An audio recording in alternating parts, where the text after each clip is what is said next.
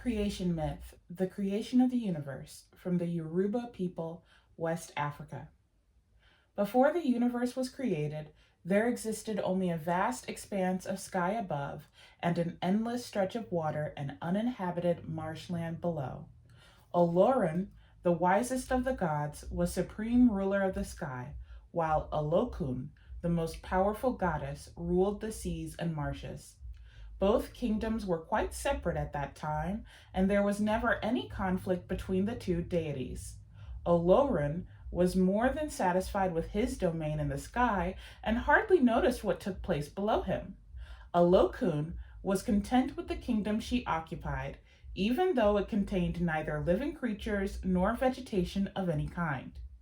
But the young god, Obatala, was not entirely satisfied with this state of affairs, and on one day, as he looked down from the sky upon the dull, gray terrain ruled by Olokun, he thought to himself, "The kingdom below is a pitiful, barren place. Something must be done to improve its murky appearance. Now, if only there were mountains and forests to brighten it up, it would make a perfect home for all sorts of living creatures." Obatala decided that he must visit Olorun, who was always prepared to listen to him. "It is a good scheme, but also a very ambitious one," Olorun said to Obatala. "I have no doubt that the hills and valleys you describe would be far better than Great Ocean, but who will create this new world, and how will they go about it?" "If you will give me your blessing," Obatala replied, "I myself will undertake to do this work." "Then it is settled," said Olorun. "I cannot help you myself, but I will arrange for you to visit my son, Orinmilla. He will be able to guide you."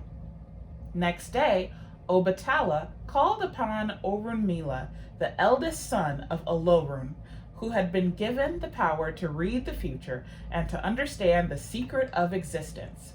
Orinmilla produced his divining tray, and when he had placed 16 palm nuts on it, he shook the tray and cast its contents high into the air. As the nuts dropped to the ground, he read their meaning aloud. "First, Obatala," he announced, "you must find a chain of gold long enough for you to climb down from the sky to the watery wastes below. Then, as you descend, take with you a snail's shell filled with sand, a white hen, a black cat, and a palm nut. This is how you should begin your quest." Obatala listened attentively to his friend's advice and immediately set off to find a goldsmith who would make him the chain he needed for descent from the sky to the surface of the water below.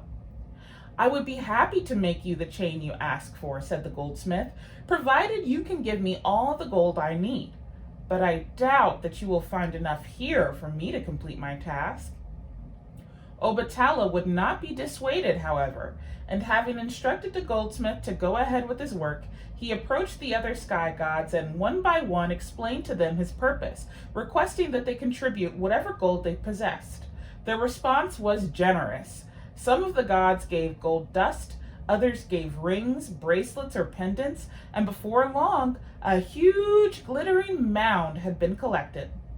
The goldsmith explained all the gold that was brought before him, but still he complained that there was not, the goldsmith examined all the gold that was brought before him, but still he complained that there was not enough. "It is the best I can do," Obatala told him. "I have asked all of the other gods to help out, and there is no more gold left in the sky. Make the chain as long as you possibly can and fix a hook to one end. Even if it fails to reach the water below, I am determined to climb down on it." The goldsmith worked hard to complete the chain, and when it was finished, the hook was fastened to the edge of the sky and the chain lowered far below. Orinmilla appeared and handed Obatala a bag containing the sand-filled snail's shell, the white hen, the black cat, and the palm nut. And as soon as he had slung it over his shoulder, the young god began climbing down the golden chain, lower and lower, until he saw that he was leaving the world of light and entering a world of twilight. Before long, Obatala could feel the damp mist rising up off the surface of the water, but at the same time, he realized that he had just about reached the end of his golden chain. I cannot jump from here, he thought. If I let go of the chain, I will fall into the sea and almost certainly drown.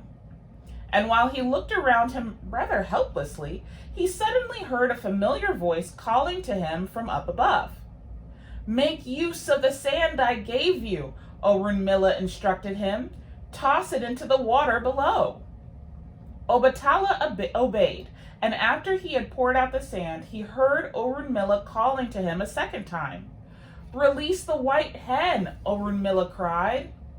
Obatala reached into his bag and pulled out the white hen, dropping her onto the waters beneath where he had sprinkled the sand.